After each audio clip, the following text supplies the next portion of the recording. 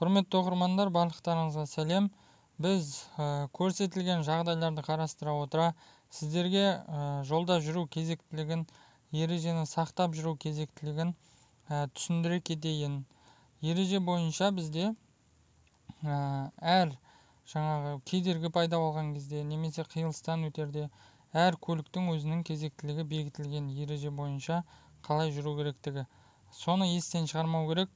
Көп апаттардың салдары сол ережені білмегендіктен, кезектілікті білмегендіктен бір-біріне жол бермей көліктер апаттық жағдайға әкеліп соқтырғаны осы ережелерді білмегендіктің себебі. Сондықтан да, құрметті оқырмандар, осы реттілікті, осы ережені, осы заңдылықты осы видеолар арқылы түсініп алыңыздар. Көп адам көлік жүргізіп жүрген адамдар да осы қарапайым ережелерді білмейді. Осы видеолардың пайдасы сіздерге көп тиеді деген ойдамын.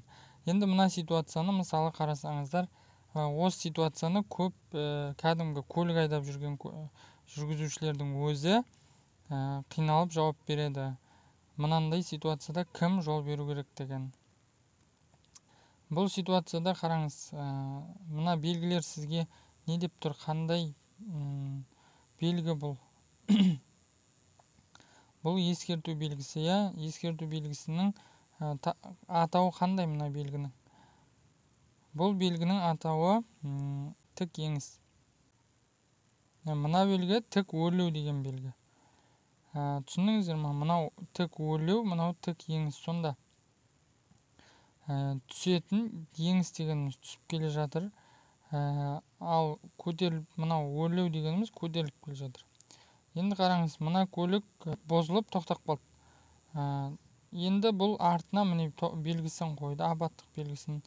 Яғни бұл көлік апаттық жағдайда тоқтау жүргізді. Енді қай көлік жол беру керек? Мына жерде бізде қызыл көлік көтеріліп келе жатыр. Сол қызыл көлік жақта кедергі тұр.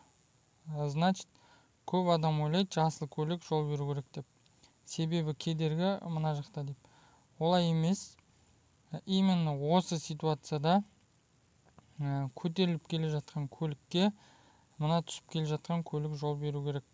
Бірінші көтеріліп келе жатқан көлік өтеді, сосын барып түсіп келе жатқан көлік жүрісін жалғастырады. Естеріңізде сақтап алыңыздар. Бұл не үшін? Мына көтеріліп келе жатқан көлік қиындықпен жоғарыға көтеріледі. Оны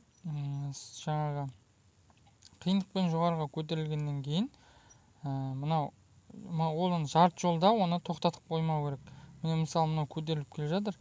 Бұл былайынан тоқтамастан айналып өтіп кету керек. Себебі қиындықпен көтеріліп келе жатқан көлік ол жарты жолда тоқтаса, әрі қарай жүре алмай қалуы мүмкін. Сондықтан түсіп келе жатқан көлік ол ешқандай қиналып келе жатқан жоқ ол көлік. Сол себепті ол жол беру керек көтеріліп келе жатқан көлікке. Всегда солай. Осыны есте сақтап алыңыздар.